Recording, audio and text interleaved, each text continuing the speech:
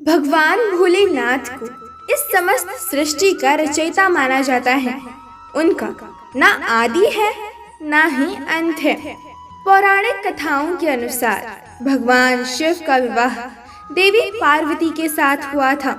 इस विवाह के लिए पार्वती को सैकड़ों वर्षों तक कठोर तपस्या भी करनी पड़ी थी। हिंदू धर्म में सोमवार के दिन का अत्यधिक महत्व माना जाता है। सोमवार का दिन भोलेनाथ को समर्पित होता है। जो भी व्यक्ति सोमवार के दिन विधि विधान से शिव जी का पूजन एवं आराधना करता है, उसके जीवन के समस्त कष्ट दूर हो जाते हैं।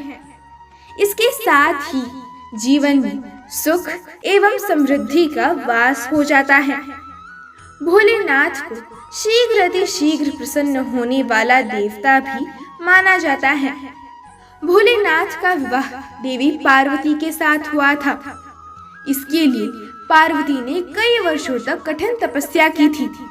तपस्या के पश्चात एक समय ऐसा आया था जब माता पार्वती को भगवान शिव की परीक्षा का सामना करना पड़ा था। आज हम जानेंगे भगवान शिव ने माता पार्वती के प्रेम की परीक्षा क्यों ली और क्या माता उस परीक्षा में उत्तीर्ण हुई। उससे पूर्व यदि आप इस चैनल पर नए हैं तो चैनल को सब्सक्राइब कीजिए और बेल आइकन को भी अवश्य प्रेस कीजिए ताकि हमारे नए वीडियो सबसे पहले आपके पास पहुंचे। तो चलिए शुरू करते हैं।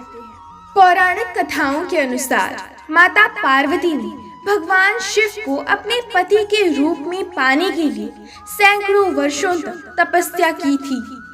उनकी तपस्या को देखकर देवताओं ने शिव जी से देवी पार्वती की मनोकामना पूर्ण करने की प्रार्थना की। इसके पश्चात भोलेनाथ ने सप्तर्षियों को देवी पार्वती की परीक्षा लेने के लिए भेजा।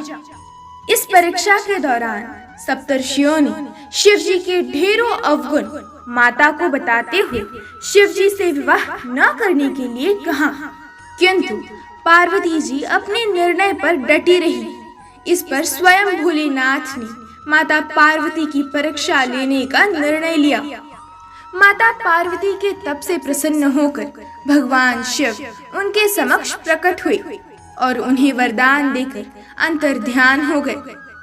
कुछ क्षणों के पश्चात ही एक मगरमच्छ ने छोटे से बालक को पकड़ लिया। बालक मदद के लिए पुकारने लगा। बालक की आवाज सुनकर माता पार्वती नदी किनारे पहुंची और उनका मन द्रवित हो गया। इस बीच बालक ने माता पार्वती को देखकर कहा, मेरी न माँ है न बाप न कोई मित्र है। माता आप ही मेरी रक्षा करें। इस पर माता पार्वती ने मगरमच्छ से कहा, हे मगरमच्छ, इस बालक को छोड़ दे।